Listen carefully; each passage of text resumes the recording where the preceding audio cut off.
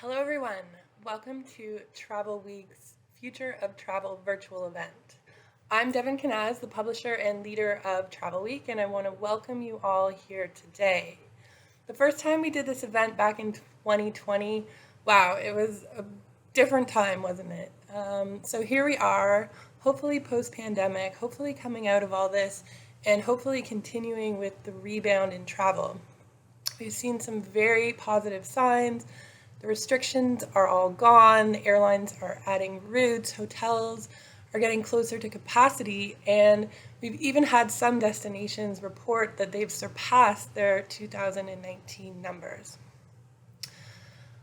On the flip side, we know travel agents that you're very, very, very busy out there. The phones are ringing off the hook. So we really appreciate you taking the time to be with us here today. I myself, I've been out there, I've been traveling again. I started the year in Barbados, which was beautiful. And I spent 2 weeks this summer in Alberta, and oh my God, I got 100 meters away from a grizzly bear in the wild, and I lived to tell the story. So thank you up there for taking care of me. And then this November, I'm really excited because I'm going on a once-in-a-lifetime trip to the Antarctic with Silversea. So I'm really excited about that. So enough about me. Let's go through some of the housekeeping. There's a chat box below. Feel free to make any comments, shout out to the speakers, make yourself known. We are going to be drawing several prizes throughout the day, and if you hear your name called, you're going to make yourself known in the chat box, and then one of my team members is going to help you, and we're going to get you your prize. We have lots of electronics and homeware and fun stuff like that, but this time we have a really, really, really great grand prize. It's 2 tickets, Toronto, Azores, with SATA Azores Airlines. So I know everyone really wants to go to Europe, so you're going to have to wait till the end because that's when we're going to draw the prize. But you're going to want to wait till the end anyways because we have the minister here today to speak with us. And also we're going to be having a really important conversation about sustainability that we all need to hear. So we hope you enjoy the event. And now I'm going to pass it off to Catherine Folliott. She's the longtime editor of Travelweek. Hi, Catherine. Hi, I'm Catherine, and I'm here with Wendy Paradis, who is president of ACTA. Hi, Wendy. Thanks for joining us. Hi, Catherine. Nice to see you. It's great to see you, too. I want to start off on a really positive note because there is no denying there's a lot of positivity in the industry right now. The travel restrictions have finally lifted, and travel is finally a good news story. There are some concerns. We'll get to those in a minute. But for now, can you tell us what you're hearing from ACTA members and in the industry now that travel is finally got some real momentum for its recovery? Certainly the mood is very jubilant that we've had a long road here. And so what we're hearing from both travel agents and travel agency owners is that they are busy. And so that is great news. And it's been two and a half years in the making. So we are quite excited. Well, that's great. I think we all couldn't be happier. As I mentioned, there are some concerns, and I'll get into those now. And I know you are fully aware of those, and you've already been ringing the alarm bell about them. And I know everybody is really appreciative of that. Nobody knows if there could be some restrictions coming back. Nobody knows that. What are you hearing, and what's your sense of, if the restrictions did come back? Is ACTA sort of working to get its message out to the government of how devastating that could be for the travel industry? Yes, for sure. Constant contact with the government is really important. And so we have been consistently meeting with them, talking to them about the measures that were in place for COVID. Through our coalitions, we've also been working with infectious disease or virus disease medical professionals, and really just in the last 3 weeks put out the lesson learned report in that all of the measures that Canada had in place, they slowed down the virus just by a few days or a week, but it certainly did not stop the virus or Omicron. What this meant is that our industry was absolutely decimated. And really, the outcome was that these border measures, et cetera, overall didn't make very much difference. So we continue to advocate. We continue to meet with the government. I think that many people in the government are paying attention and really understand that. However, we cannot stop with that message and the impact that it has on the economy and what it has on employment for this industry. Thank you for all your work. I think I speak for everybody in the industry. What you personally and ACTA have done, your team is incredible. I want to get on to something you mentioned in your first response about the how busy everybody is, which is wonderful. But of course, that comes with a labor shortage, and that's been impacting industries across Canada. But travel is very hard hit. Is this situation improving with the labor shortage? And you know, what can be done to sort of help agencies that have all these bookings coming in, but they don't have the staff to facilitate them? Well, certainly at the height of Omicron and throughout COVID overall, that up to 80% of the travel industry, retail travel industry, was furloughed. And so many travel agents, whether they be travel agents employees or independent travel agents, who actually had to put their business on hold while they got other jobs, or they had other jobs and then worked nights and weekends trying to service their clients through COVID, that the labor shortage and the number of people that left the industry was quite staggering. So we talk about the hardest hit industries, and travel agencies in the retail travel industry, we were the hardest hit of the hardest hit. We had the most people of any industry, including tourism and hospitality industry, leave our industry through COVID. So the labor shortage that we talk about is real. And what we do know, for those of us who have worked in workforce development for quite a number of years, that the labor shortage is not a surprise. It is exacerbated because of COVID.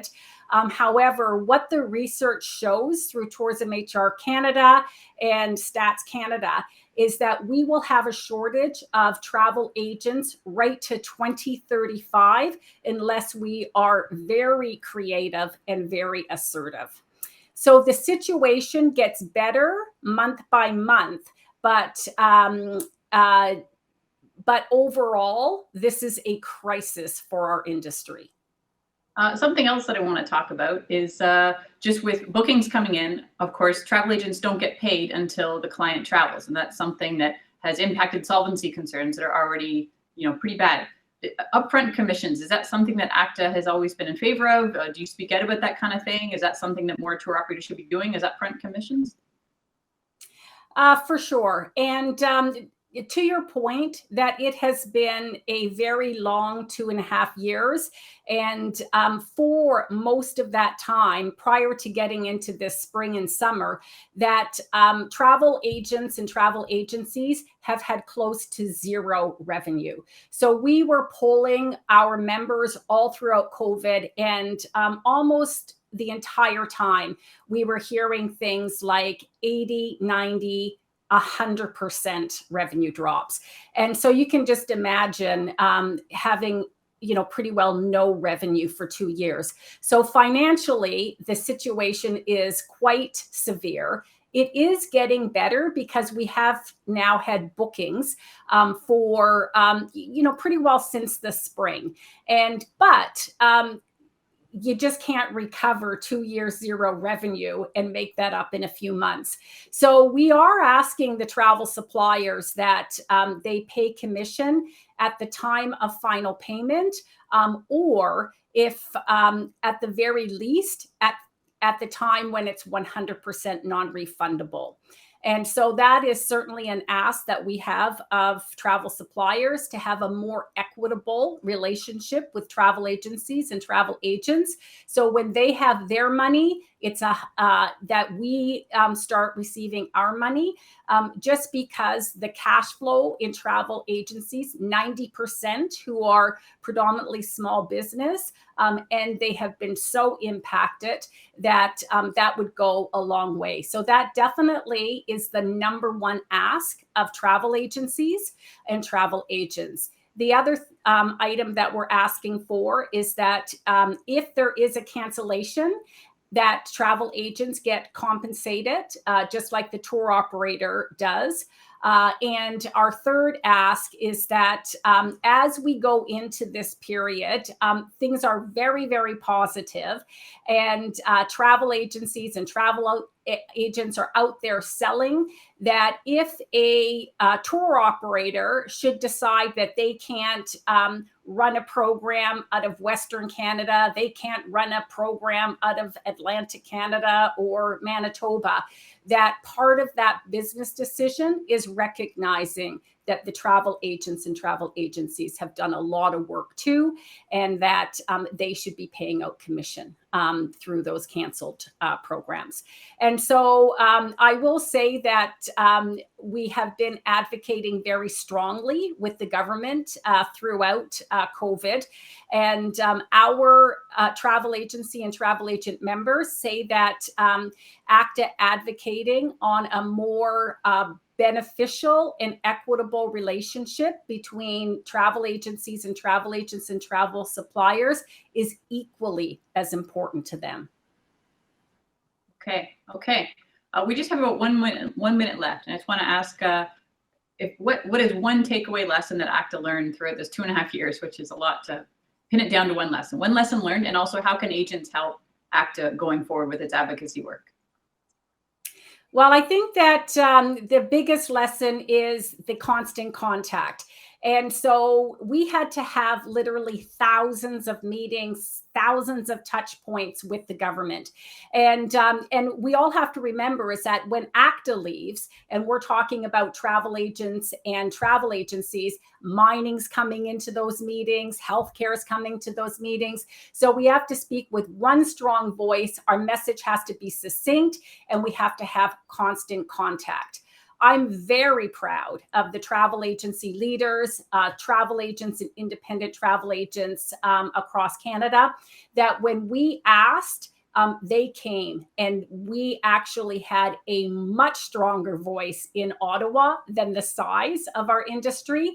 And that is part of that constant contact strategy, collaboration with other travel and tourism coalitions, and how engaged travel agents and travel agency leaders were with ACTA throughout this whole process.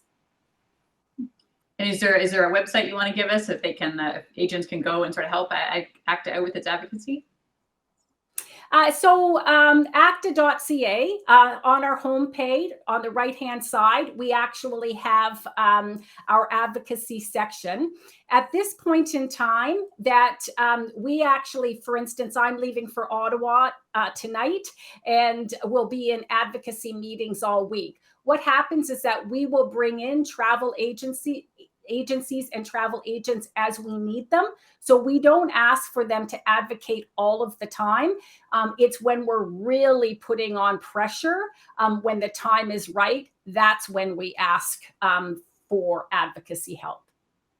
Okay, that's good to know. That's good. And I guess become a member. That's helpful too, right?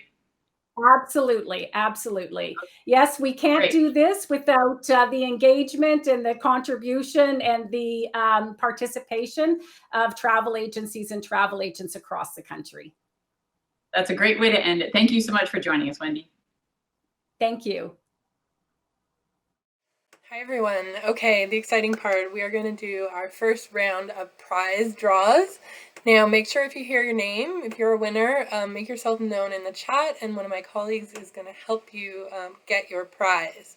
So first up, we have a $100 Amazon gift card, and that is going to go to Mike Allard, and he's with Travelweek Group. So yay, Mike. Our second prize is an Instapot, and I have one and I love it. It is so convenient to make one-pot meals. It's one of my favorite kitchen items. So we are going to give that away to one lucky agent. And that is going to Shelman Penjwani. Sorry, I didn't say that right. Penjwani at Travel Best Bets. So if you heard your name, again, make yourself known in the chat. And now we are going to get inspired about the Caribbean and see a few videos from our sponsors.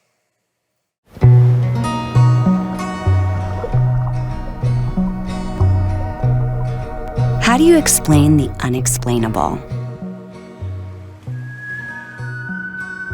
This time together you didn't even know you needed.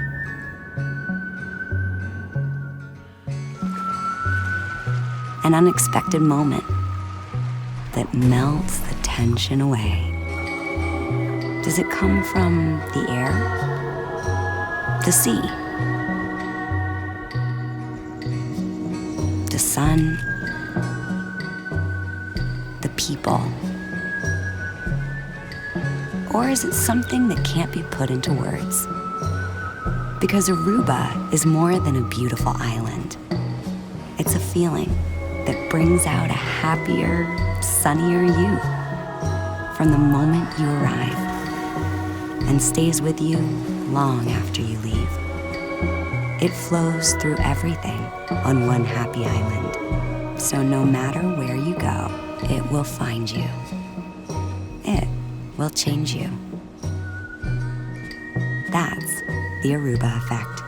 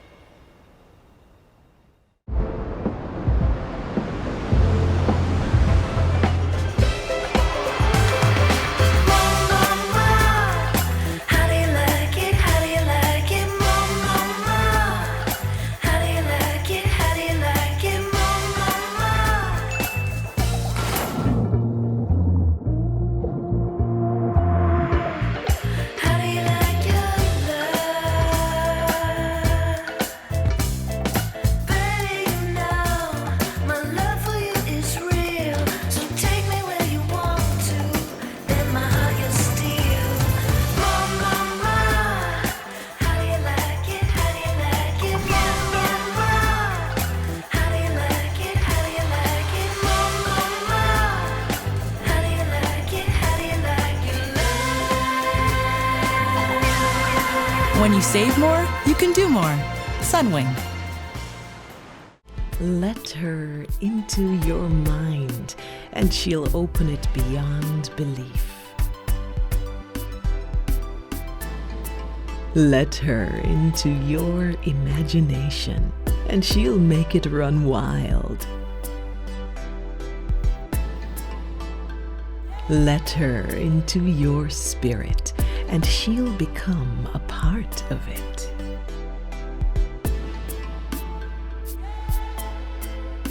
Let her into your senses, and she'll heighten every experience. Let her into your life, and she'll bring you to life. Let her into your heart, and she'll stay with you forever. Let her in. St. Lucia, let her inspire you. Hi, everyone. I'm Catherine Folliott, editor at Travelweek, and I'd like to welcome you to this segment of the show where I'll be talking to Guy Young, who is the Chief Trade Engagement Officer with TTC Tour Brands. Hi, Guy. Hi, Catherine. Lovely to see you. Thank you for having me. Thank you. Thank you for joining us. I really appreciate it. Let's get right into it. I just want to know, how are booking levels for TTC Tour Brands? Great. So obviously 2022 has been a bit of a challenging year. We're going to probably end the year, I would say, at about 65% of our 2019 levels for 2022. So not great, but obviously given all the circumstances and the challenges we've had in 2022, not a bad result. But obviously what's more interesting at this stage is looking forward into 2023, because really the vast majority of our bookings are now for 2023. And there the numbers and the pictures is a lot more encouraging. September was by far our highest booking month so far we've had in 2022. And I think with the loosening of travel restrictions and quarantine requirements, both in Canada and around the world, we expect the booking momentum to continue. So it's looking positive. I'm obviously acutely aware of all the headwinds, around inflation and interest rate hikes. But I'm really hopeful that with the pent-up demand and certainly the strength of the Canadian dollar versus the euro and the pound, and all this pent-up demand we all know is out there, I do believe momentum will keep going, and we should have a very, very strong 2023. It's how you say, with September being one of the strongest booking month, and I can just see that it's just going to keep going and going and going. It's only going to keep getting higher. Are there any booking trends? Like, I know I've heard very short booking windows, very long booking windows, people are splurging. They're doing the bucket list trips. Are there any trends that you're seeing that you want to mention from the Canadian market? And do any of those kind of surprise you a bit? So that's a great question. Obviously, the wonderful advantage we have is that we can look across multiple brands that sort of attract different demographics. So in terms of looking at how our brands are performing, certainly Kontiki is doing extremely well both in 2022 and going into 2023. That's probably no surprise because obviously younger travelers, I think, were less apprehensive about traveling during the pandemic. Another brand that's performing extremely well, which to me this is a little bit surprising, is Cost Saver. And Cost Saver is really our budget brand. And I think to your point, we've heard a lot about clients splurging and spending more on their vacation trips, buying up, and certainly to see the Cost Saver brand performing so well, and it's up tremendously in Canada, was a bit surprising. My sense is, I think with our reorganization and us now sort of representing all the brands, I do believe Cost Saver is getting a bit more visibility. But also Cost Saver, the structure is it allows for more flexibility. And I know that's been very well received during the pandemic, is to have more flexibility when you travel. So I think those two things are helping Cost Saver perform well. In terms of sort of booking trends when people are traveling, I think one of the interesting things we've seen is that the second quarter of 2023 is booking extremely well. In fact, as of now, we have more clients that are set to depart in April versus the month of September of 2023. And that's very unusual for us because September is our busiest month. It does build quickly. And so, in 2019, September was well ahead of April. And we see quite the opposite going into 2023. So that in a way is really good news for us because we do want to fill the earlier departures. And we do know September is going to be coming strong as we get further into the booking season. So those are kind of some of the booking trends. In terms of destinations, our top 8 destinations continue to contribute about 70% of our sales. Those would be like the Italy, the UK, Ireland, Spain, etc. But we have also recently seen significant movement, more on a percentage basis, because obviously it's off a much lower base. But we've seen some great pickup with destinations such as Portugal, Iceland, Egypt, and very recently Japan. I think that's reflective of, in some cases, these destinations having very lax COVID restrictions for a while, and also have been doing a lot of marketing. In the case of Portugal, they've partnered a lot with us in marketing. So we've seen those destinations grow. So those are some of the trends we're seeing specifically out of Canada. And one last thing I'd like to add, and this is sort of on the surprising end, is we still have a lot of future travel credits available in the Canadian market. So we'd certainly like to see those redeemed and get those clients booked and traveling with us as soon as possible. Thanks for sharing those trends. There's something I want to get into, and it was kind of a tough one to hear back in March 2022. But TTC has been quite upfront about it. It kind of shocked the industry here, I think, the restructuring with the North America organization side of things.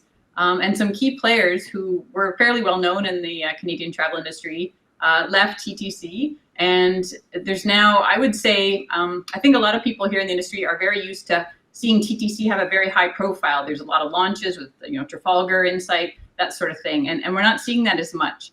Do you want to talk a bit about why Canada is still an important market for TTC and just any comments you have on the restructuring, why it had to happen, and why Canada is still a key market for you?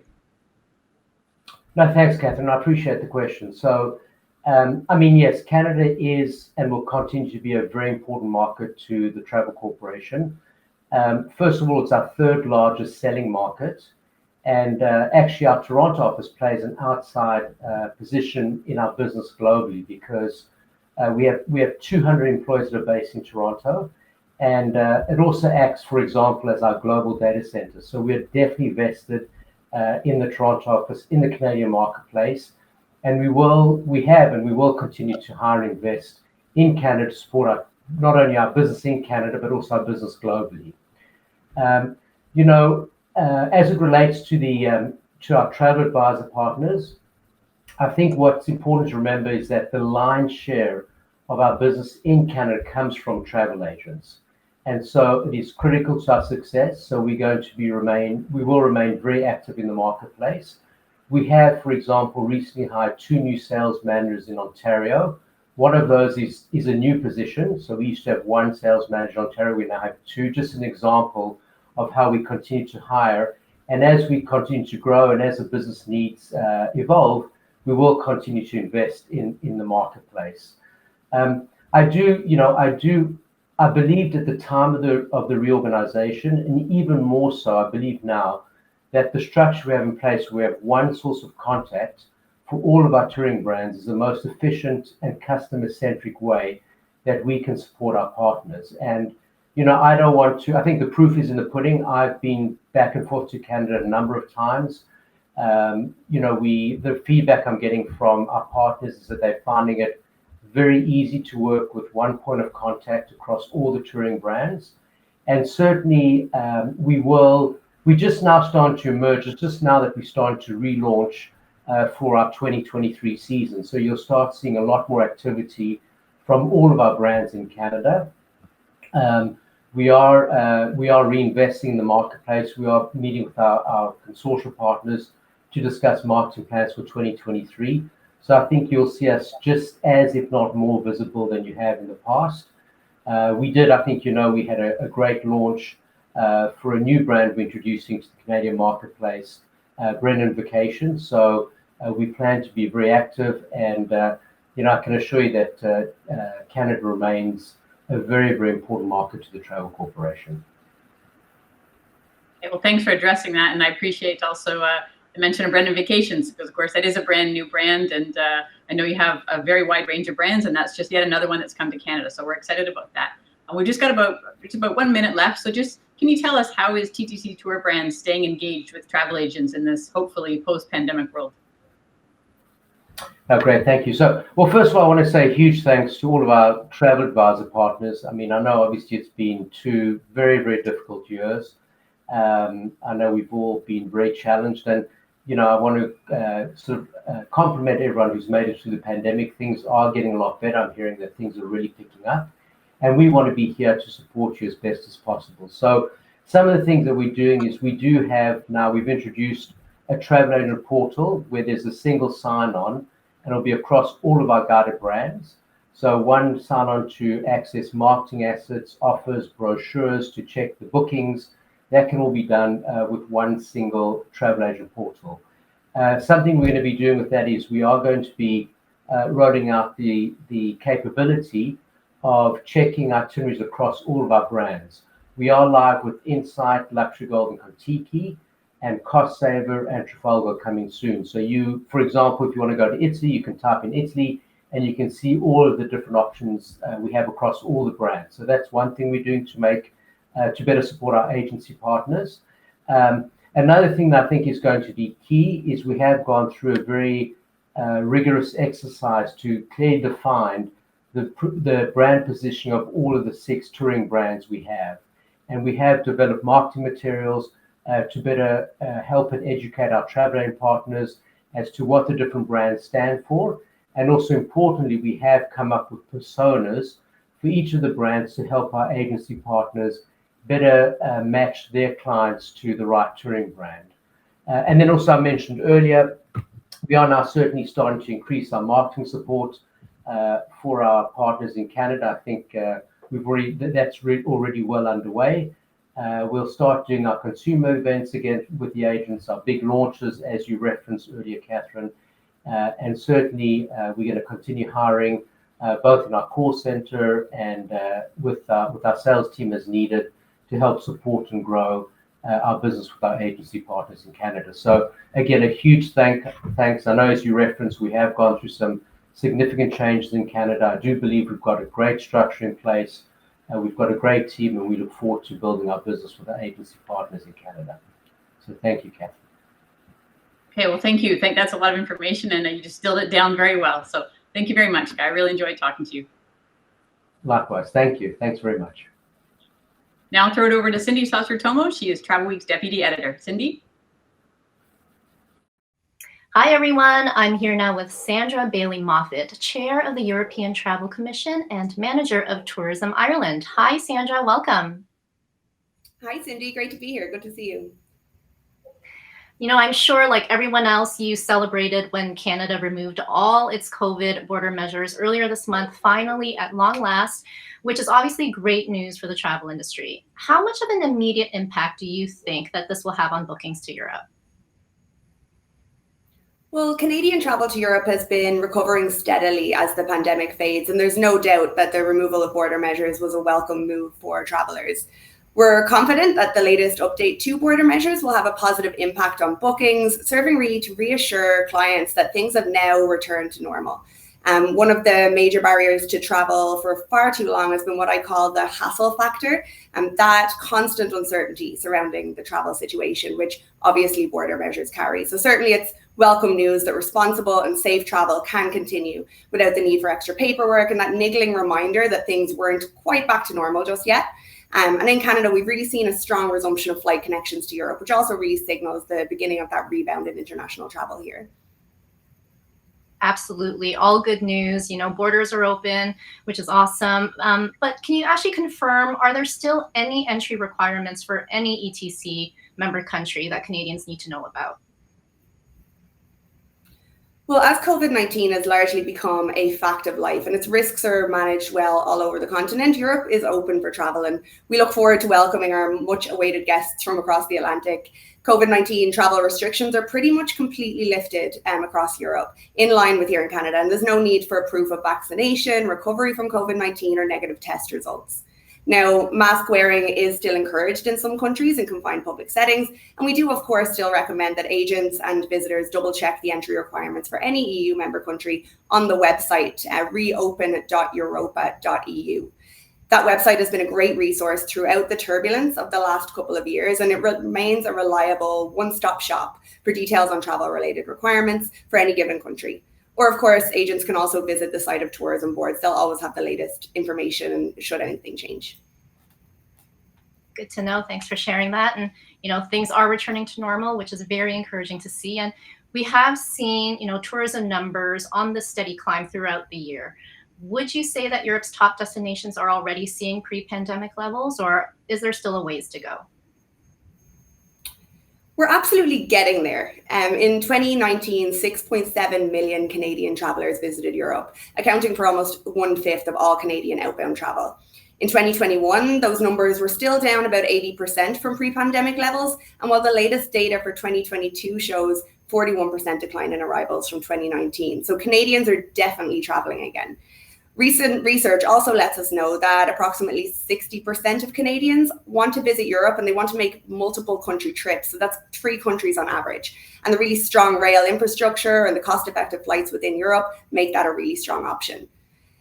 On the numbers front, a total of 4.4 million Canadians are expected to arrive in Europe this year, and total arrivals are foreseen to reach up to 97% of pre-pandemic levels by 2025. That is wonderful to hear. Hopefully everyone goes back to Europe. I know Europe in winter is beautiful, so hopefully we get a lot of tourists back this year. Let's switch gears and talk about the EU's new visa waiver program, which we previously reported was set to launch next May, but I understand that it has been delayed for a second time. Can you tell us a little about the program and why it's been delayed again? Sure. The ETIAS program is essentially Europe's version of the ETA program here in Canada, the ESTA for entry into US, which has been in place for many years and everyone's familiar with. Similarly to those initiatives, the main purpose of this new visa waiver program is to allow Europe to know who's crossing its borders and to streamline the processes across the continent with a harmonized process versus the more fragmented or individual country approach that's currently in place. So the goal is for the rollout of a really simple, short, user-friendly process that will typically provide approval within minutes once it's submitted. So it shouldn't have too much of an impact on our Canadian travelers or agents assisting their clients.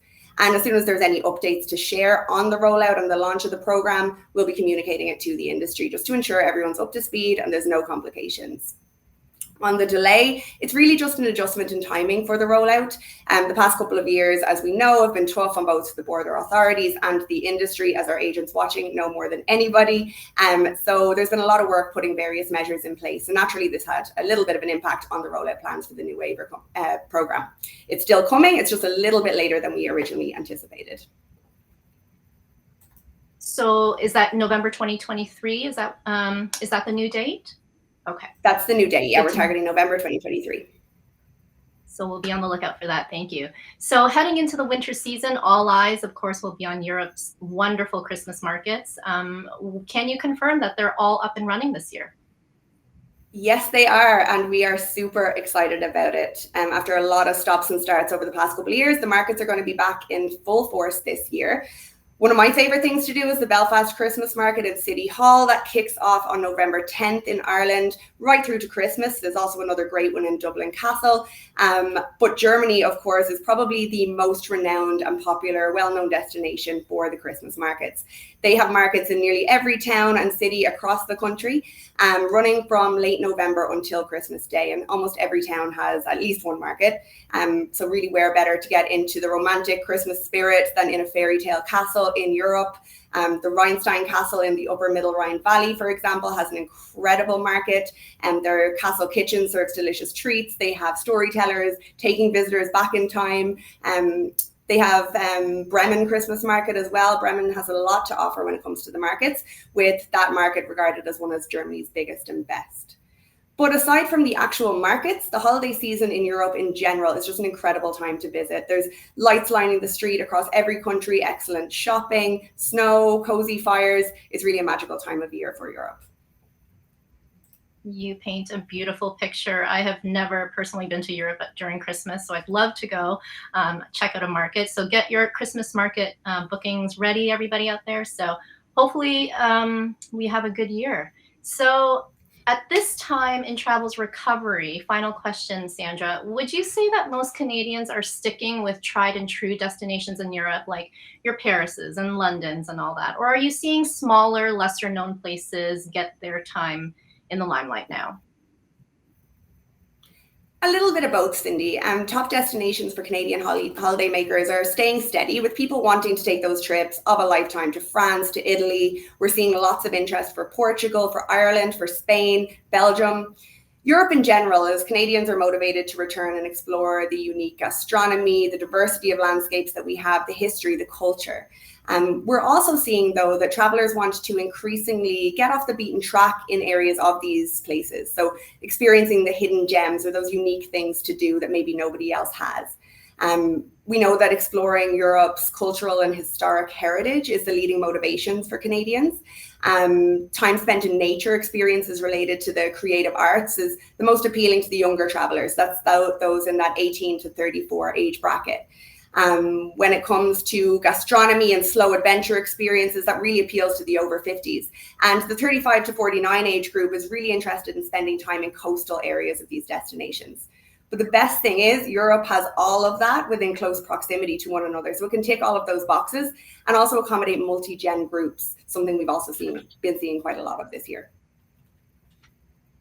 There's something for everyone for sure. And thank you so much, Sandra, for being here, for sharing all that great information.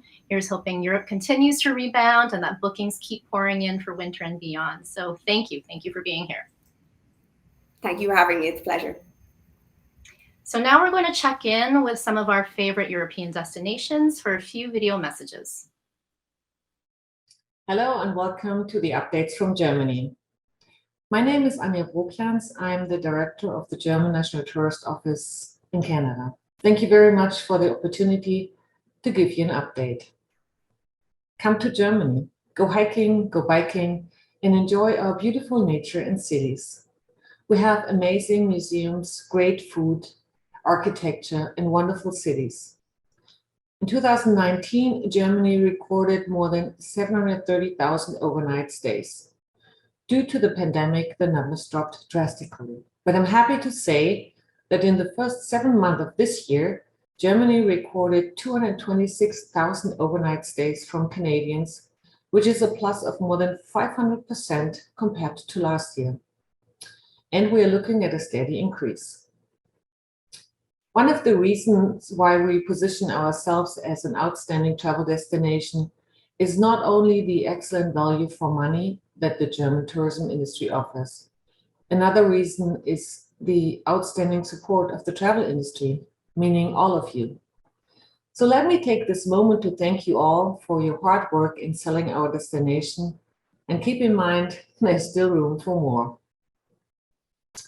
A huge trend is that Canadians tend to stay longer than pre-pandemic.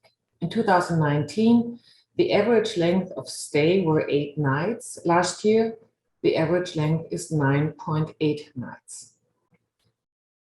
One of the reasons why we position ourselves as an outstanding travel destination is the excellent value for money. And Germany is a sustainable travel destination. Sustainability is also very important for many Canadians. Germany has the ideal ingredients for exceptional and sustainable holiday experiences that also help to protect our climate and the environment. Another reason that makes Germany an easy destination choice is its exceptional tourist infrastructure and multifaceted offerings. We see a great potential for our country, and we look forward to welcome you and your clients in Germany. Thank you very much. Hello agents, on behalf of the Italian National Tourist Board, I want to welcome all of you to today's webinar, along with my European colleagues. The year 2022 has not come to an end yet, but our preliminary figures and data show us that a large number of Canadians selected Italy as their destination of choice. So today I believe we have a great opportunity to recognize one of the major factors in this return to Italy. It's the Canadian travel industry and its members. So once again, thank you for supporting us. I also want to take this opportunity to reassure you that we're doing our best to support you. For example, with a number of campaigns towards consumers. In the last 12 months, we've been working with Canadian consumer magazines and published a number of advertorials that showcased some less known places in Italy. But we believe that this will support and facilitate your work. We'll continue to work with consumers on a number of platforms and channels to remind them to get ready to explore beautiful destinations, to let them know that they can learn about ancient cultures and savor the most loved cuisine in the world. History, art, sport, relaxation, and above all, food for the body and soul. Italy is the ideal country in which to relax and recharge without sacrificing any fun. We'll continue to send this message through, and we're welcoming any suggestion or any request for information that you might have that might facilitate your work. I do hope you enjoy the rest of this webinar. Hello advisors, hello friends. Thank you so much for joining us today. Thank you so much for taking time out of your busy schedule to be here. Flanders would like to thank you for all your efforts that you have made in the last couple of months to bring your clients to our destination. Flanders is now 80% recovered versus 2019.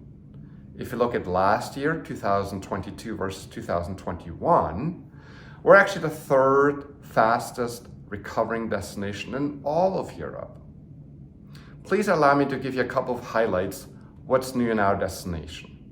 I'm very happy to announce that the Royal Museum of Fine Arts in Antwerp has finally reopened its doors to the general public after an 11-year renovation. On the other hand, Rubens House will be closing at the beginning of January next year for a 4-year renovation. We've added 9 new iconic cycling routes that combine the best of Flanders. The whole route system, the iconic cycling routes, is 2,500 kilometers long, and that is just part of a total network of over 12,000 kilometers of cycling roads. We continue to innovate in culinary, gastronomy, beer and chocolates, and keep adding new experiences. All of Belgium now has over 133 Michelin star rated restaurants, 1, 2, and 3 stars. If you want to know more about Flanders, please take our training course and become a Flanders Masters and visit www.flandersmasters.com. Thank you so much and have a great day.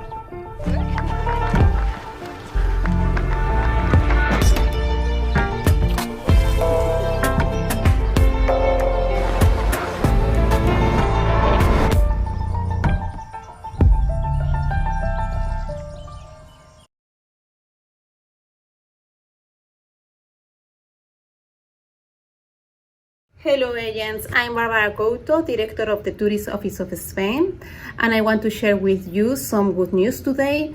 Since this month of October, it's even easier to travel to Spain. We are not longer requiring to complete the form to obtain the QR code. Your clients only will need to provide a vaccination certificate, a recovery certificate, or a negative test. All the information is updated in our microsite travelsafe.spain.info. And I also have some exciting news, as in 2023 we will be celebrating Pablo Picasso. This year will mark the 50th anniversary of his death, and because of that we will have this celebration coordinated with France by a binational commission to celebrate his work and artistic legacy. In Spain, there are several cities that are very important to understand his work. First, we have Malaga, where he was born, and where now you can find the Museo Picasso and the Birthplace Museum. You can find also A Coruña, where he attended the fine art schools, or Barcelona, where he also lived, and where is also you can find another Picasso museum. All these cities, and also Madrid and Bilbao, will be having a special exhibition. So it's worth it to check our agenda in the agenda section on our website to find more and plan one or several visits to these exhibitions. Furthermore, in 2023, we will be also focusing on gastronomy and wine routes. We know that Canadians love gastronomy, and we want them to know better what Spain can offer in this area. And of course, we will be talking a lot about sustainability. We know that travelers are more and more conscious, and Spain will continue its investment on this area. You can find all the information about that on our website, spain.info, and I invite you to subscribe to our newsletter or send us an email to toronto@tourspain.es. All the team will be happy to help you. Hi agents, it's me again, Sandra from Tourism Ireland. It has been so great to see all of you virtually today, and I hope you're enjoying the event. Can you believe that 2022 is nearly coming to a close? It has been a whirlwind year as travel is back, and we have seen the floodgates open for visitors from Canada streaming onto our Irish shores, and that is thanks to you. All of you in the industry who have worked so tirelessly over the pandemic to keep clients excited and interested in the opportunities ahead of them, and we are all reaping the rewards of those efforts. I really, truly do hope it's been a great year for you all, and I would like to reiterate our gratitude and our support on behalf of Tourism Ireland and my European colleagues. We are here to help you do what you do best. So let us know how we can make your lives easier, from webinars to fam trips to giving you content that helps your clients plan their next vacation. 2023 is going to be a great year for Ireland.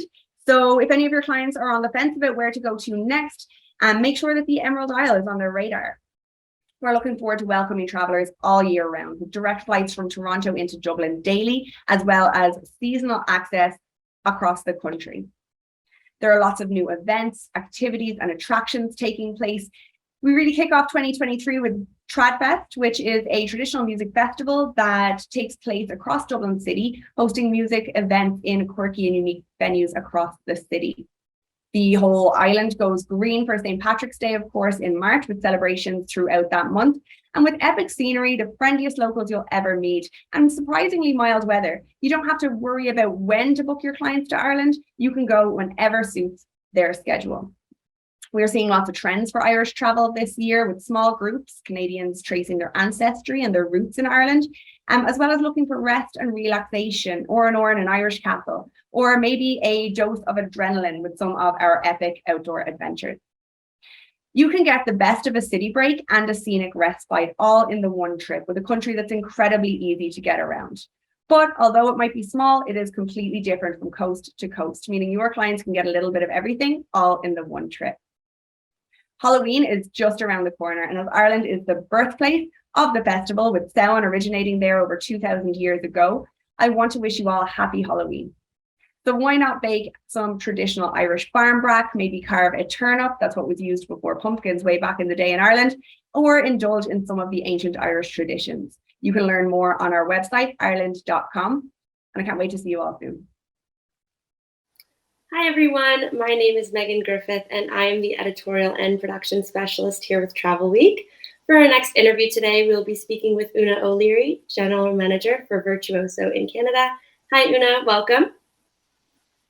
Hi Meg, thank you so much. Thanks so much for being here. We're glad to have you on. Let's get started with our questions. So as you know, one of the biggest post-pandemic travel industry trends is luxury travel, Virtuoso's specialty. Can you give us a snapshot of how strong the rebound has been for Virtuoso member travel agencies in Canada? Of course, we've seen a lot of activity. And one of the things that we've seen is the average air ticket prices showing an increase for Canadian travelers. We do believe these increases are mainly due to demand and inflation, of course. The domestic average ticket for price for fall 2022 has increased by 8% compared to the fall of 2021 and 12% compared to fall 2019.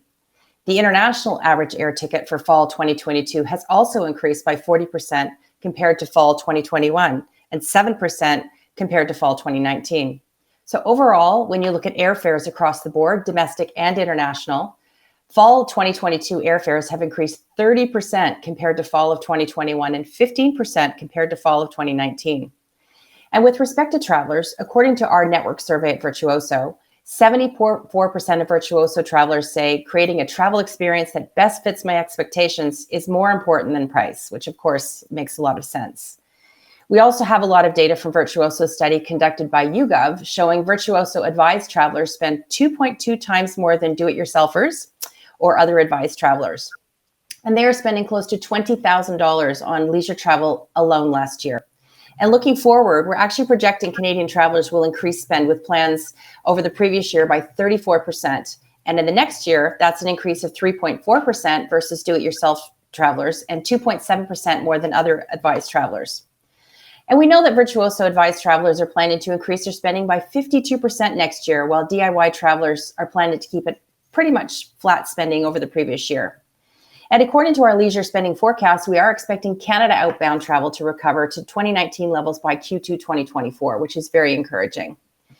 And, interestingly, with the dollar's parity with the euro also playing a factor in recent travel, only 35% say that was the summer's air travel complications have caused them to cancel or postpone anything. We're all aware, of course, what happened at the airports. We saw the hottest destinations. We saw a number of the hottest destinations just really rebounding very, very quickly.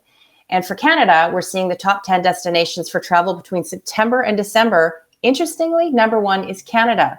Number 2 is the US, followed by Italy, Germany, France, and Mexico. So in the US, also, Italy, France, Mexico, and Canada are among the top international destinations for travelers. Hotel bookings for fall and festive travel, so September 1, essentially through January 15th, May through July of this year at 173% of where they were at the same point in 2019. So even though 45% of people say they're ready to travel now, they're going to do it within the next 3 months. 38% say they will be ready in the next 6 to 12 months. So that's essentially what we're seeing right now. That's all very encouraging numbers and, what we are hoping to see following the pandemic. Part of luxury's travel's roaring success post-pandemic has been fueled by demand for bucket list trips. Is the average trip spend way up, and to what extent? And what other booking trends would you say you're currently seeing from this market? Well, 76% of Virtuoso advisors have seen an increase in ultra-luxe travel. So African safaris, Caribbean islands, international city destinations, and ocean cruises really are our top preferred experiences. And there's been an uptick in high-end travel as a result of all of the pent-up demand and expanded financial means, of course. So when it comes to recovery, the spend for outbound leisure is expected to outpace actual travel. So what that is the actual volume of people on the ground. So according to Tourism Economics, outbound leisure travel sales has shown a strong rebound, even in markets where borders only recently opened up. And according to Virtuoso's own booking data, the US has already outperformed 2019. Globally, we have surpassed 2019. So travels basically our high water mark for outbound travel booked January through July at 102%. And hotel bookings, this is a good statistic as well, are much wider than they were in 2019. Now the median window for domestic is 58 days compared to 2019's 44. And it's actually 80 days for international hotels compared to 60 in 2019. So this is good news, of course, for hotels, but for travelers, it means there's more difficulty finding deals and discounts. So 76% of travelers have accepted essentially the new normal, up from 35% in January of 2022, with many travelers making peace with all of the uncertainty and volatility, of course, that we're all experiencing. So for future sales of travel in 2023, we're actually pacing 47% higher than in 2019. And it's great news for cruising, which is leading the way with heavy bookings in 2023.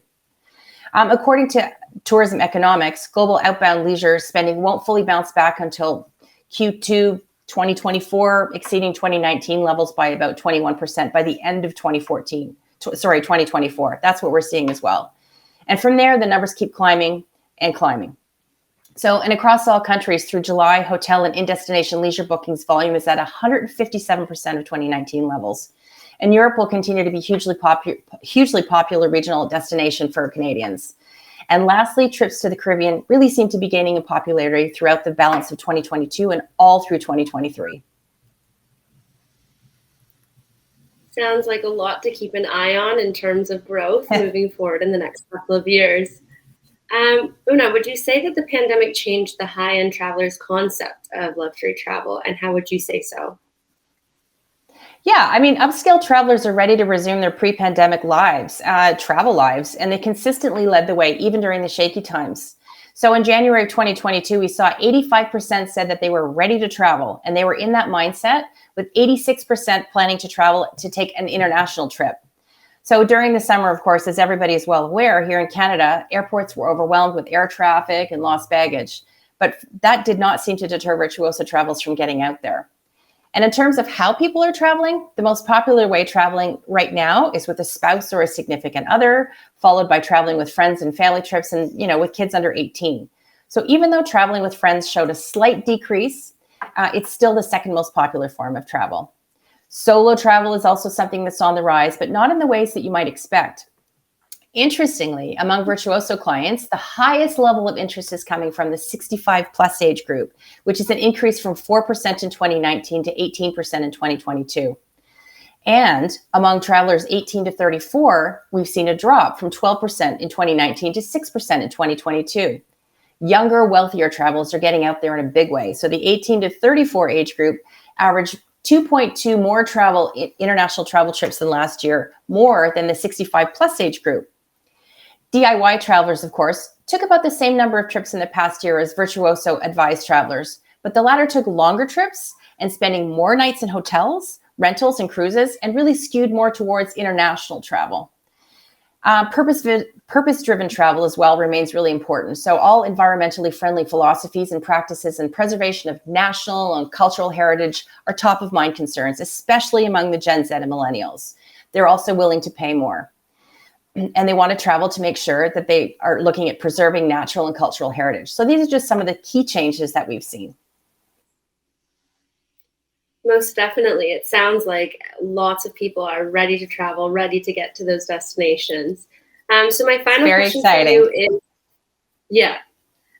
final question for you is, what new luxury product, for example, new cruise ships or from luxury lines or new hotels, is on Virtuoso's radar for 2023? Well, just a couple of quick ones. We have 120 new hotels in our hotel program this year, and we're really excited about that because we are celebrating our 30th year with this amazing program. And we've also welcomed Virgin Galactic back into our partner portfolio to offer our clients a travel experience like no other in space. So we're very excited, particularly about those two. Wow, that sounds really great, really exciting to look forward to upcoming. Well, thank you so much, Una. It's been great having you on and having these updates from you and Virtuoso. Thank you so very much. I appreciate the opportunity to be here. Great. And now let's take an update from our friends at Tourism Australia. Good day, everyone. My name is Chris Allison. I'm the Vice President for Tourism Australia North America, based in our Los Angeles office. We're really pleased to be partnering as part of the Travelweek conference in Canada this year. As you guys know, hopefully, that Australia is now open. We've been reopened since February this year. And since then, we've seen a steady rebound, in particular from the Canadian market. Our forward bookings are sitting around 56% of pre-COVID levels. And our aviation capacity with our partners with Air Canada is continuing to accelerate over the coming months. We now see Air Canada operating more than daily services from Vancouver to Sydney. And we also see Air Canada operating again on the Vancouver to Brisbane route, which they reintroduced from July this year, with services ramping up to daily operations before the end of this calendar year. It's so great to see Australia open again, and all of our travel advisors now busy booking people. We've been back in market. We spent some time in Canada earlier this year, re-engaging with many of you and talking to you about all the wonderful experiences that are back in Australia, waiting for your guests to experience once again. Today's a really significant day for Tourism Australia. We've been spending a lot of time in the last couple of years working on our new marketing campaign that we launched brand new today across all of our core international markets. As part of that campaign, we've introduced a new brand ambassador, Ruby Roo, who is being used to tell the story of an amazing Australian adventure and paint the picture of all the amazing experiences that are waiting for guests to come and experience in Australia, and invite the world to come and say g'day again. The best way that you can find out about our new campaign is on our Aussie Specialist website, aussiespecialist.com. Many of you, I hope, are already qualified Aussie specialists, but for those that are not, we have revamped the program. It relaunched last year. We have a significant number of engagements, education, webinar programs running through the program across the course of the year. Within the program now, if you're not qualified, you can now become qualified in just under 90 minutes from start to finish, so a much easier qualification. And once you do become qualified, you have access to a number of different learning pathways now, depending on your particular specialism and focus of the customer segments that you focus on. Now is a great time to get into the program. We have new modules and new courses. Of significant note, we now have a new learning pathway all focused on understanding the culture of Indigenous Australia and all the amazing tourism experiences that you can experience from an Indigenous perspective as well. We've also launched a new sustainability course. And we also have, for those that focus in the business events sector, we now have a new business events module. And we've also recently launched a new family travel education module as well. And from today, we also have a new module called the Come and Say Good Day training module, where you can learn all about our new campaign, get to meet Ruby and her friend Louie as part of their adventures. So we just want to thank everyone for their partnership over the last couple of years. We know it's been a tough road, particularly in Canada with all the various restrictions, but now that things are open, we are seeing Canadians come back to Australia again, and we look forward to welcoming many Canadians as they book their vacations in the future. So thank you, and please enjoy the rest of the conference today. Thank you, Tourism Australia. We're now going to do another round of prizing. So first up, we have another $100 Amazon gift card, and that is going to go to Derek Paquette. He's with Marlin Travel in Saskatchewan. So congratulations, Derek. Make yourself known in the chat box, and my colleague will help you. The next prize we're giving away is a JBL speaker, and that is going to go to Karen Millay. Congratulations, Karen. I want to remind everyone that we have a really big grand prize coming at the end of the show. That is 2 airline tickets to Europe. So that is a fabulous, fabulous prize. So we're going to watch a quick video from SATA Azores Airline to get inspired about that grand prize. And then we're going to hear from our friends at G Adventures.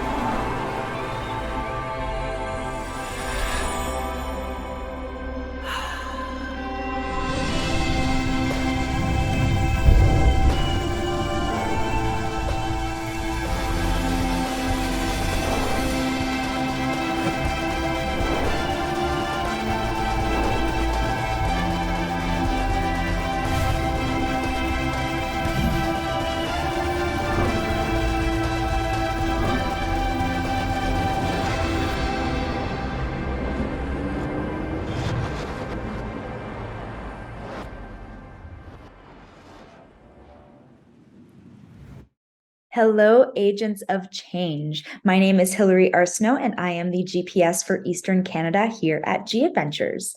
If you're not familiar with G Adventures, we are a small group tour operator with over 600 itineraries in all 7 continents. Yes, I said 7 continents, so we also do visit Antarctica. And when I say small groups, it is usually a maximum of 16 people for our tours, with an average of approximately 12. So you really do get a great small group experience when you do travel with us. Now, we also like to get off the beaten path and offer incredible cultural and local experiences. So we do go to the main cities, we do get to see all the main sites, but we also do dive into those smaller communities, the little villages, little cities, and to really see what the country and the people of the country have to offer. We're also the biggest tour operator in, you guessed it, Peru. And we have over 50 itineraries to choose from there. Of course, that includes the Inca Trail. And if you are not interested in the Inca Trail, you want to do some different trekking there, we have the Laris Trek, we have the Salcantay Trek, we have the Choqquequirao Trek. And of course, if you're not into trekking at all, then we also do offer stays in Cusco during those times. So there's lots to choose from depending on what you and your travelers are looking for. But again, #1 tour operators in Peru is G Adventures. And then with 11 different travel styles, we're sure to have something to offer for everybody, depending on what they are looking for, whether it be from our National Geographic journeys, our active tours, our family tours. If you want to take your family or people that are younger, then of course that is definitely an option. We have great private groups if you have people that are interested in private groups, or even book your bubbles, people that already know each other and are ready to travel and go together. So we always make sure that we have something for everyone. And then we also are part of G4 Good. And what that is we want to have a positive impact on those local communities while we are traveling. So we really want to give back to the local communities that we are visiting. If you do look on our website, we have something called the Ripple Score attached to every single tour that we offer. And what that shows is how much money spent in destination actually stays in destination and profits those local communities. Then we also have our Planetera, which is our not-for-profit organization, and they set out to set up projects all around the world, and those will mainly focus on helping the Indigenous women and youth. And again, it's to help them support themselves, to be able to help them have an income, and every traveler that comes through that destination will be stopping at the Planetera projects. One of our most popular ones is the Women's Weaving Co-op in Peru, again. And then we also have the Parwa community visit. So definitely worth checking out. G for Good, giving back to those local communities. And then to top it all off, we do have amazing agent discount benefits. We do have the G Dollars incentive, commission as well. We have upcoming FAMs that you'll be able to apply for. So lots of great fun stuff coming here from G Adventures. And if you have any questions at all, you're always welcome to reach out to your GPS. You can find out who that is via Sherpa in the agent backpack. Has lots of trainings there that you can take part in. And then you're also welcome to join our Canadian Agents of Change Facebook group. And we'll be posting a lot of great information there, and all your GPSs are there as well in case you want to ask questions to the group. So if you have anything that comes up, feel free to let us know, and we'll be more than happy to help. Thank you, Hillary. Wow, Peru certainly is an inspiring destination. I've been there, but I would not mind going there again. Next up, we are going to be hearing from CIE Tours and some of their tours in Ireland. Hello. Cade Millafalcha, 100,000 welcomes to you all. I'm Liz Scanlon with CIE Tours, and I'm delighted to share with you some information about CIE. We are celebrating our 90th anniversary in the industry, and we are the premier tour operator to Ireland, Britain, Iceland, and Italy. And one of the reasons is that we fill the most number of hotel beds throughout the country of Ireland. CIE Tours does translate to Córas Iompar Éireann, meaning Ireland's national transport company. So the parent company is responsible for the public buses and trains that run throughout the country of Ireland. One thing to note is we do have offices in the US as well as in Dublin and also in London and Edinburgh. So rest assured your clients are in great hands from beginning to end. When they're at the destination, we have our operation teams ready and available to assist.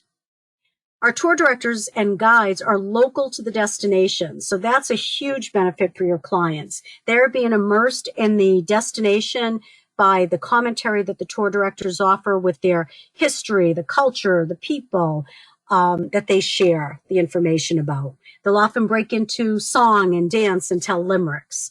We have a 95% customer satisfaction rating, which I think is huge. The most important thing to note is the CIE Tours difference, our all-in inclusive advantage, meaning that all of the sightseeing on all of our guided vacations is included. Our tour directors don't take any time to sell optional excursions because there are none, which is different from what our competition offers. That can translate into an additional $500 if optional excursions are being sold. But with CIE Tours, that's not the case, which also translates into you receiving 100% commission on the package that you're selling with a guided vacation. Travel options that your clients can choose from would be, of course, our popular guided vacations. We have 39 different itineraries to the destinations we travel to.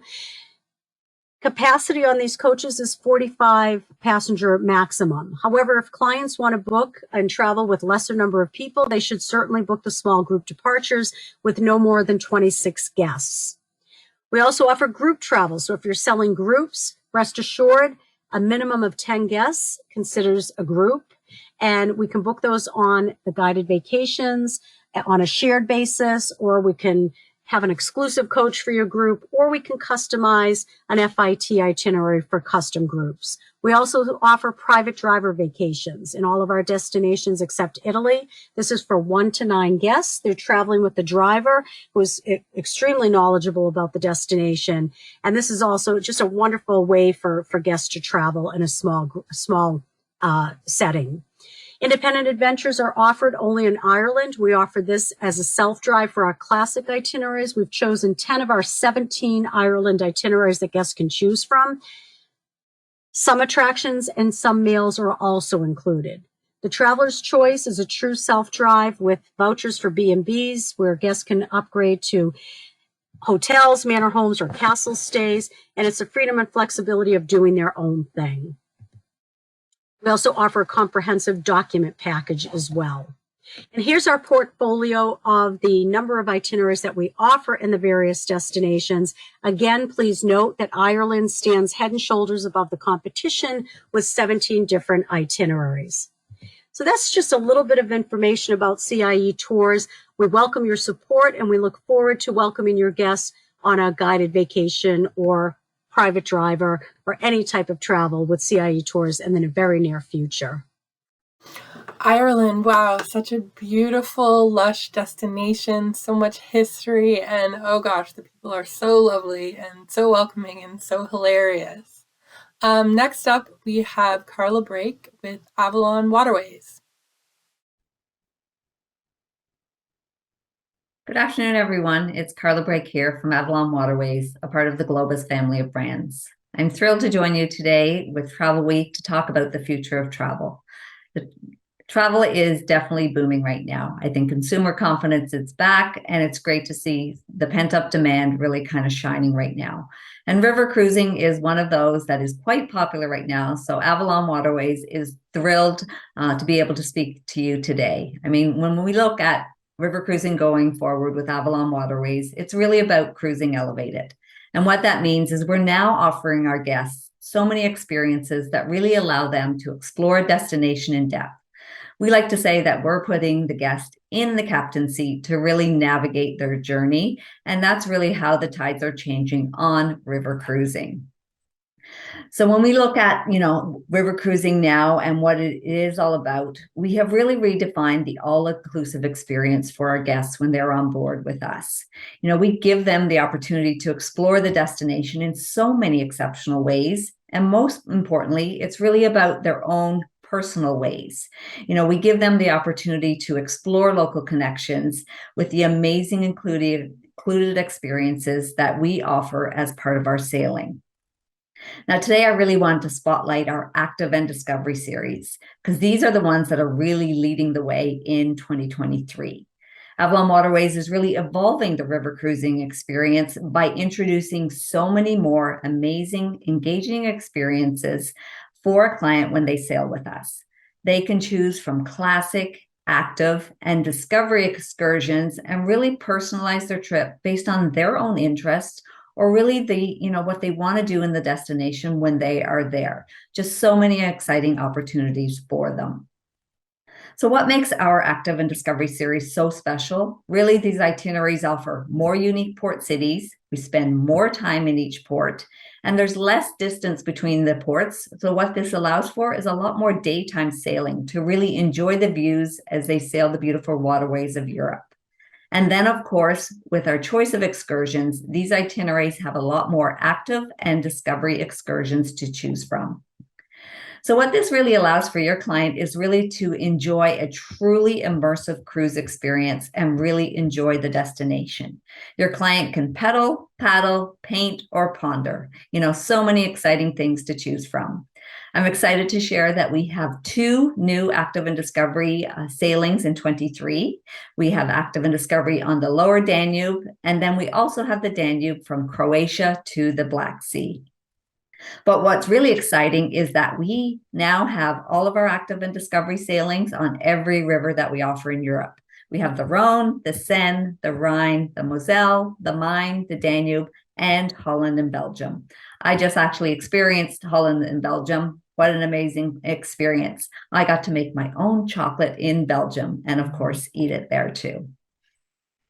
So who should you suggest for an Active and Discovery cruise? Well, really, it's everyone. There's so many things to choose from when you're sailing on an Active and Discovery that it really caters to so many different demographics. You can offer it to families, you can offer it to groups, as they have many things to choose from.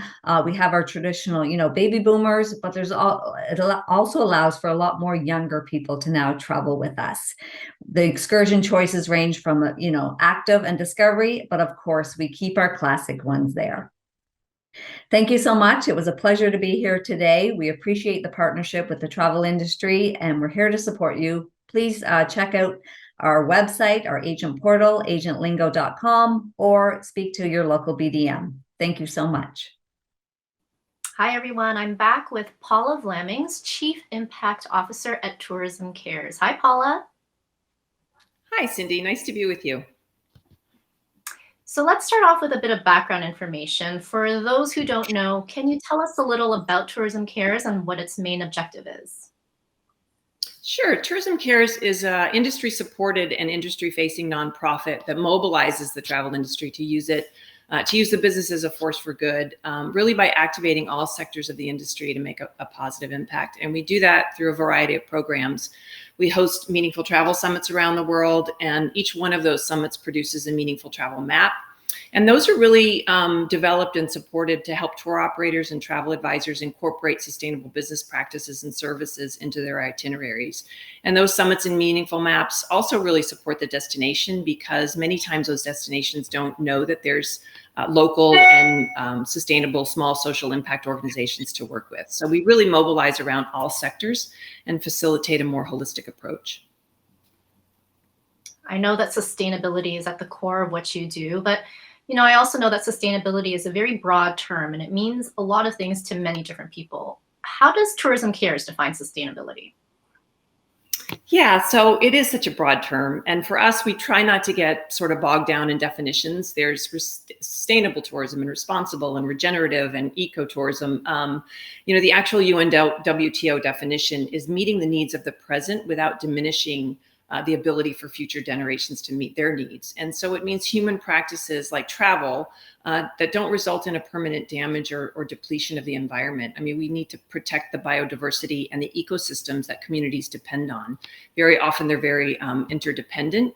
And so for us, sustainability really means how do we use the travel industry to make sure that we're not depleting those assets that we sell to travelers, and more importantly, that we're not depleting the places that people live and the places that wildlife call home. So it's a broad term, but we really feel like all of that encompasses really preserving these assets for the next generation and for our businesses. Absolutely. And there's no question that sustainability is such a hot topic in travel right now. But, we have seen many trends come and go over the years in the travel industry. Are you worried at all that sustainability will be just a passing trend and will eventually lose its momentum? Not at all, actually, because we just don't see sustainability as a trend. It needs to be seen as a really important management tool and not a marketing tool. Just our presence as travelers, as travel companies, we shouldn't negatively impact the places that we sell, and we do so all over the world. Our very presence has a negative impact. And so if we do business in a responsible way, we won't deplete those places that we're selling. So we really don't see it as a trend.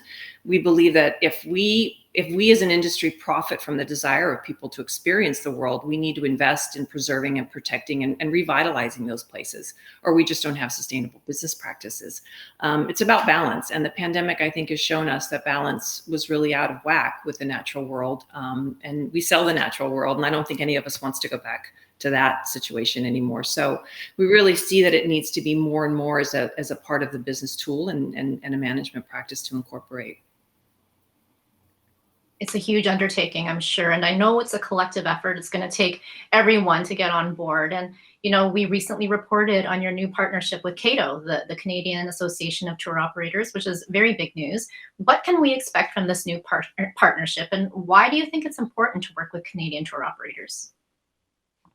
Well, our strategic partnership with CATO is definitely a new and unfolding partnership, but we really see that we can facilitate getting competitors to work together towards this common goal.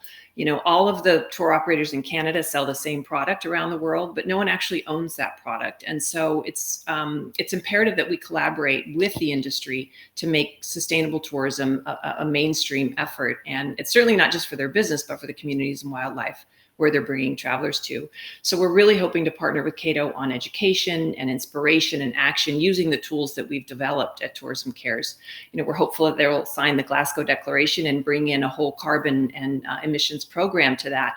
But we really think that the variety of our resources can be valuable to CATO for their tour operators and specifically for travel advisors to just get involved and to get started. Absolutely. So in a perfect world, Paula, I just wanted to ask you, how do you foresee, you know, the travel ecosystem working in a way that it's not negative to the environment and local cultures? Where do you see airlines, cruise lines, and tour operators functioning so that they have a minimal impact on the environment? I think the most important thing is just to acknowledge that they are having a negative impact. I think those big operators, tour operators and cruise lines and airlines, they just have to get started. And I think we really need to understand that if you're bringing hundreds or even thousands of people to a destination, that is someone's village or city or river or coastline. And I would say if they are doing nothing, they have to start doing something. And we're certainly there to support that. And if they are doing something, to make progress. You know, this isn't an end goal. I think sustainability has to be a constant effort and a constant response to the kind of crises that are coming our way or demands from local people to have a welcoming response to those visitors. I think we always should ask ourselves, would they want you back? Would that community want you back? So for those big companies to look internally first at their operations and looking at their supply chains, and then looking how can they truly make meaningful impact for the organizations and the communities that they sell. I think they can and should be using their value chain for positive impact. So it's a matter of getting started, but also always continuously making progress. That sounds great. And you mentioned earlier that you do want travel agents to play a role, to take part, to take up the cause. What can they do specifically to help, and by extension, travelers too? Yeah, I think travel advisors have such a critical role. I mean, they're on the front lines. They're the ones that are consumer facing. So I think if they have a repertoire or a toolbox of how they can talk to travelers around sustainability, I think that would go a long way for us to give them the tools, but then for them to be able to offer those tools to the traveler as well. You know, there's so many things that agents and travelers can do. Just looking at a company that they choose to travel with. Are they doing anything? Are they saying anything about it on their website?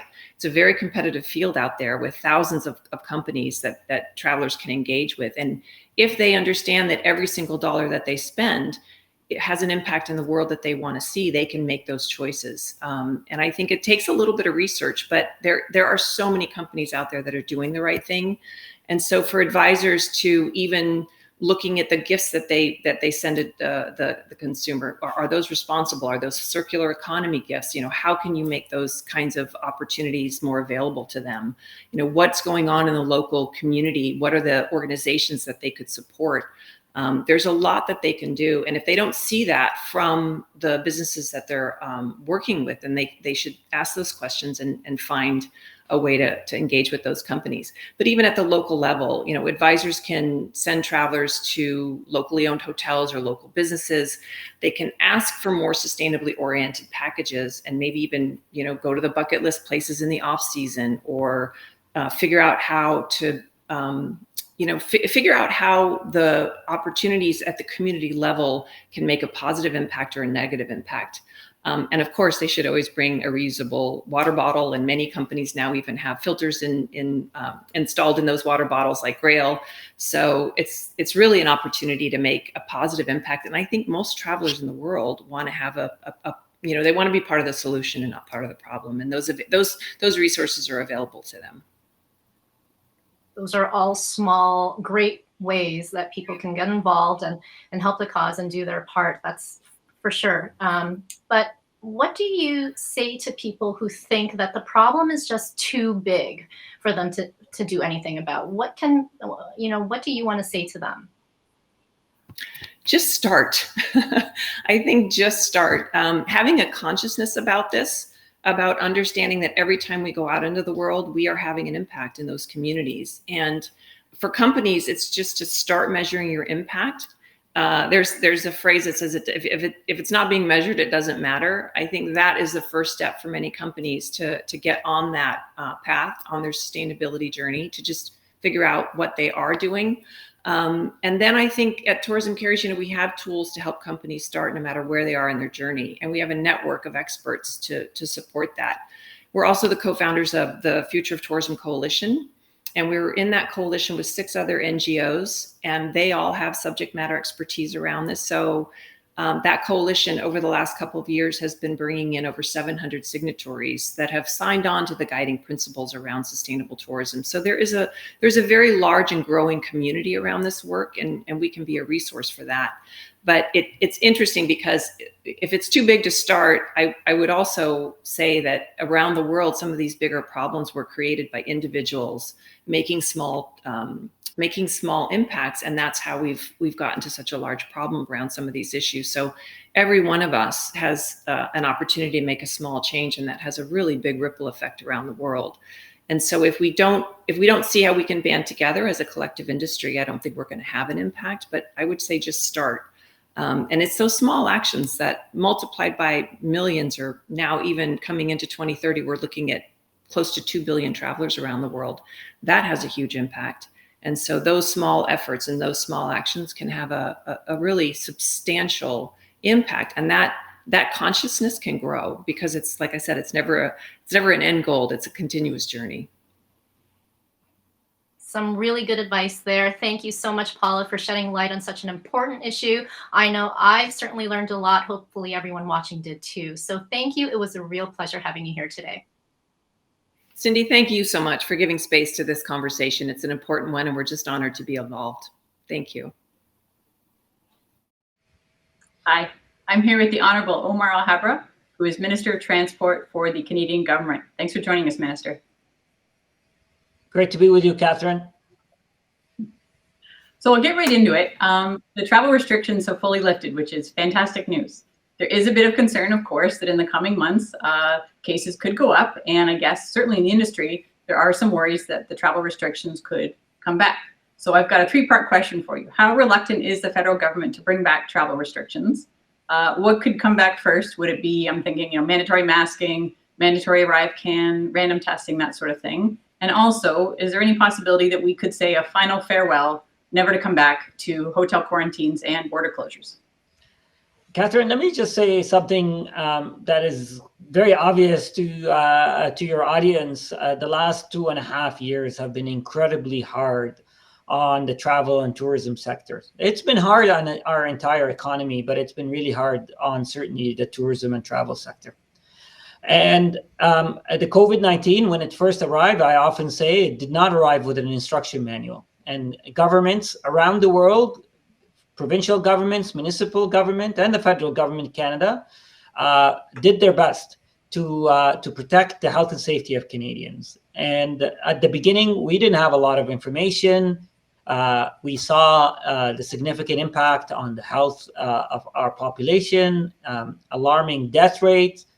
So governments did what was necessary, and we imposed extraordinary measures. Provinces imposed extraordinary measures. Municipalities imposed extraordinary measures.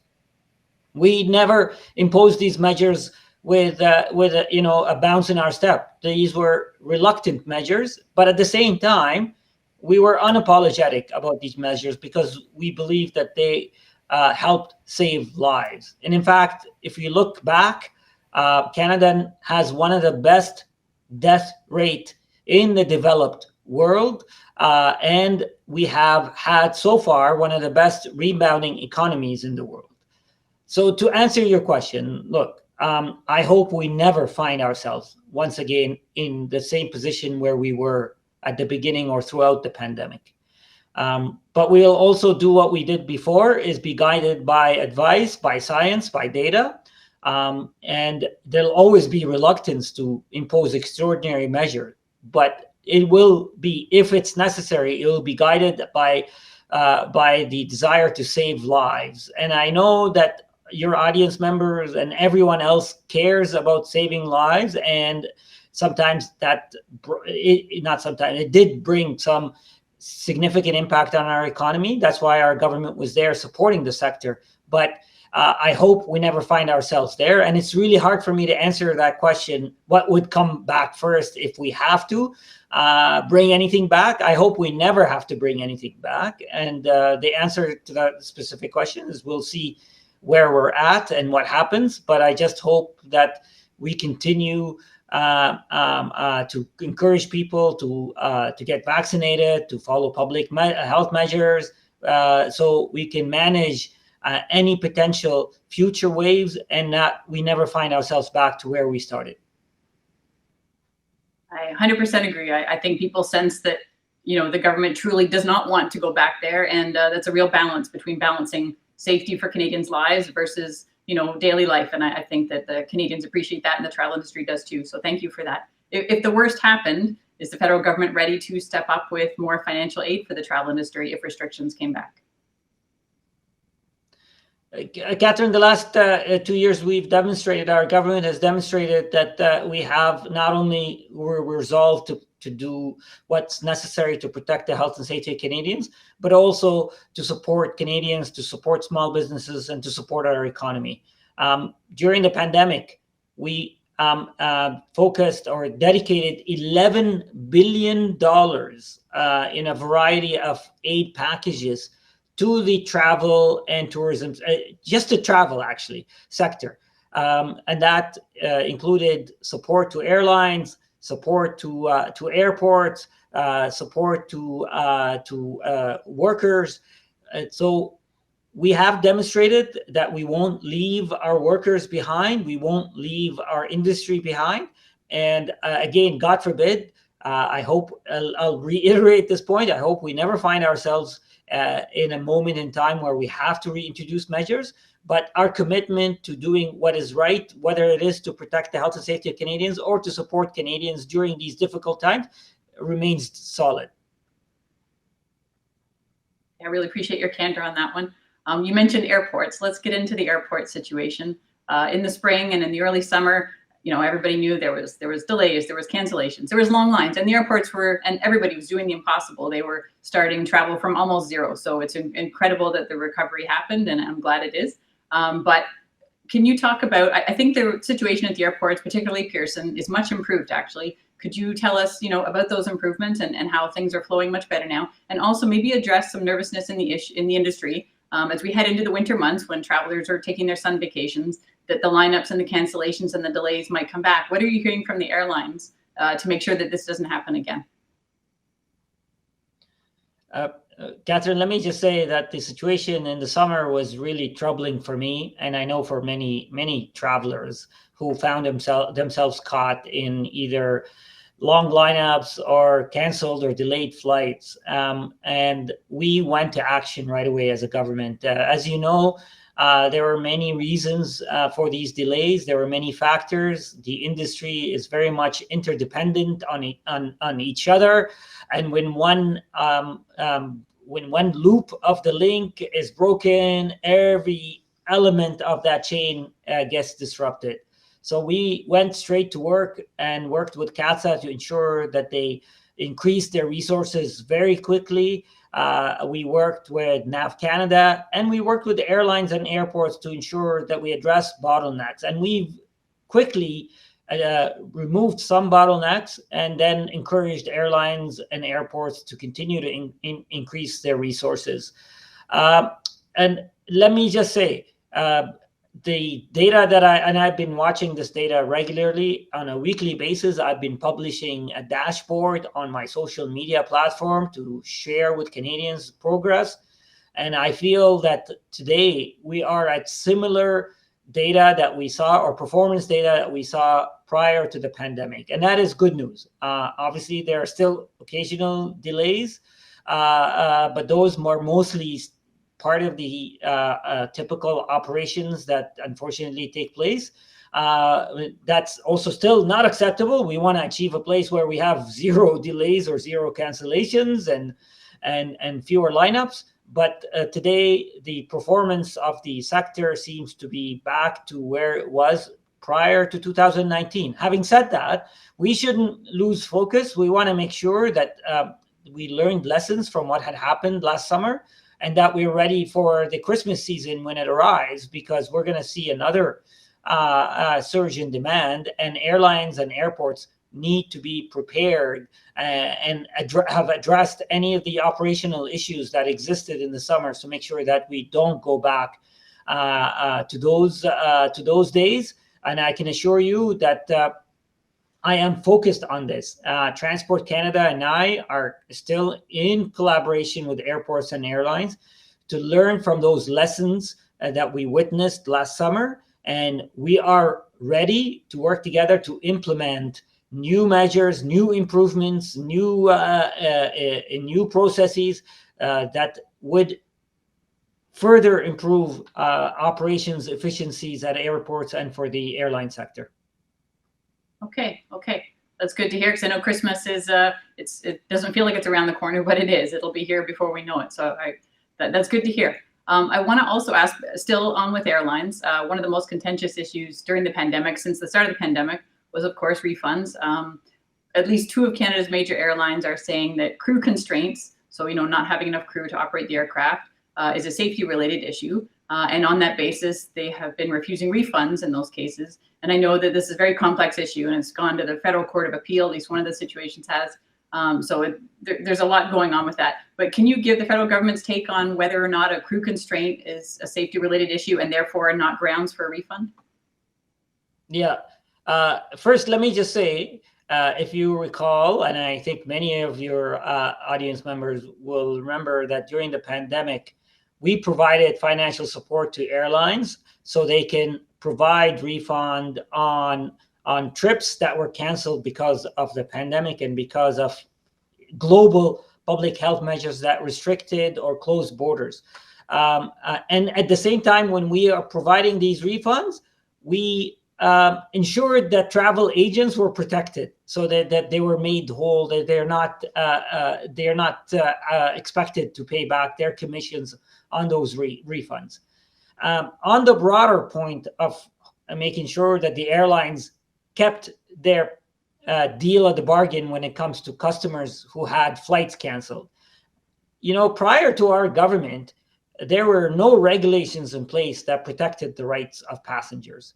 It was our government in 2017 that introduced the Passengers Bill of Rights, ensured that airlines are, if they don't hold their end of the bargain, held accountable, and ensure that they refund the passenger. These measures have come in handy during the summer congestion periods where there was a lot of cancellations. And the CTA, the Canadian Transportation Agency, ruled on the fact that any cancellations or delays caused by labor shortage should not be treated as a justification for safety. The airlines should still be responsible for ensuring that they have the adequate resources necessary to operate a flight. So labor shortage would not be an excuse for canceling and not refunding passengers. And we're making sure CTA is responsible for adjudicating. CTA is an independent quasi-judicial body that is tasked with the responsibility of looking into each complaint and adjudicating each case on by case basis. But the rules are clear. Airlines have to hold their end of the bargain. They have to either deliver the service that they were paid for by the customer or refund the passenger if they are unable to deliver the service. Speaking of which, there are some lessons learned again from the congestion. So if this past summer, we are now taking a look at what else can we do to strengthen these regulations. What else can we do in working with the CTA to ensure that that passengers' rights continue to be strengthened or are protected. Okay, that sounds like it's sort of letting the industry know, what the federal government is doing, and that sort of ties into my last question. What is your message for the travel industry, the outbound travel industry? The agents selling the packages, the airlines flying the passengers to all sorts of great destinations. What's your message for the travel industry at this point in the pandemic? My message is, let me say what I said at the beginning first, how hard it's been on all of them. And I'm really personally, and I know our government is grateful for their patience, for their support, for their criticism when we needed to hear their input. They went through a very tough period for the last 2 years. I sense now, I've been doing my part to stimulate the industry, Catherine, for the last couple of months. I've been traveling across the country to visit different stakeholders, to talk to communities, to talk to workers on the ground. And I've been feeling this positive energy, this optimism in the air. But obviously, I know that there's still people who are a little nervous about where we're heading and still the fact that COVID is with us. And I want to reassure everyone that we will continue to work with all of you, that we appreciate and cherish the services you've been providing and the patience that you've demonstrated, and that we'll continue to be there. We had to make tough decisions, and we accept our responsibility in making tough decisions, but we will continue to work with all of them, with all of you, to ensuring that we do the best that we can to take your input into account, and that we are aware of your concerns and your ideas to help us continue to improve the experience of travelers, continue to expand the tourism sector, continue to provide the tools that the travel agents and all those involved in this sector, the support that they need. I really appreciate it, Minister. There was so much to unpack there. I know we could keep talking for quite a bit longer about all this. It's there's so much here, but I really appreciate you taking the time to share your insights and your feedback with us. Thank you, Minister. Thank you for the opportunity, Catherine, and I wish you a successful event. Yes, it has been a great event. We're coming to the end now. I'm going to throw it back to Devin. So happy to have the minister here today, and so thankful for all the travel agents who joined us here today. It's definitely been a wild ride over the past couple of years, but we're getting on some more stable footing. There's lots of reason to be optimistic, and we know that our beloved travel industry is going to survive and thrive as we all want it to do. So what everyone's been waiting for, we're going to do the grand prize draw, which is 2 tickets, Toronto Azores with SATA Azores Airline. The lucky winner is Loretta Chung. Yay! She's with Expedia Cruises. So Loretta, if you can make yourself known in the chat box, we'll get you your prize. And thank you so much, everyone, for joining us today, and to all of our speakers. Good luck in the weeks, months ahead. And we're just going to have a final word from our sponsors. Thank you.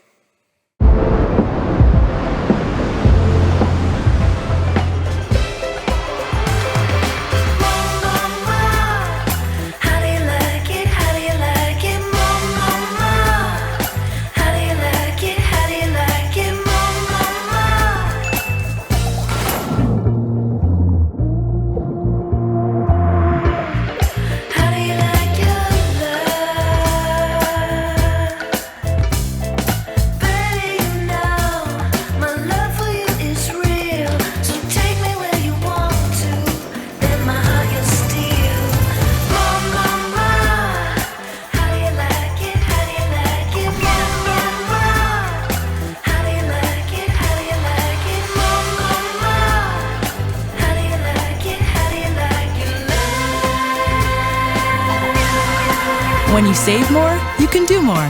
Sunwing.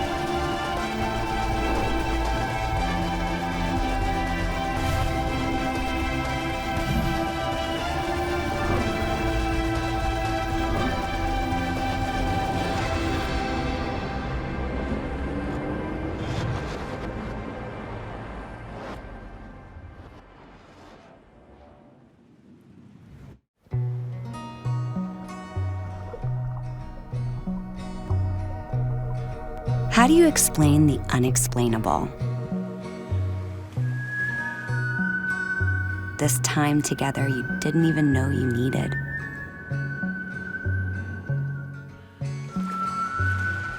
An unexpected moment that melts the tension away.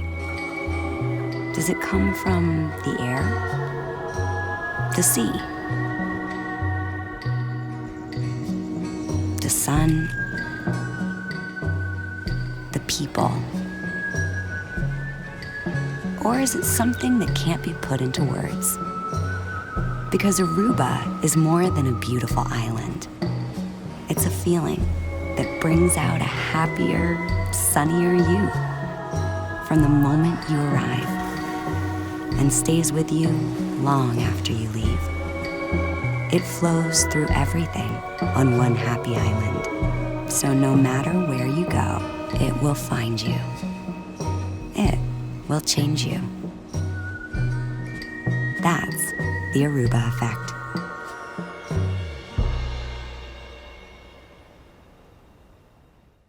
Let her into your mind, and she'll open it beyond belief. Let her into your imagination, and she'll make it run wild. Let her into your spirit, and she'll become a part of it.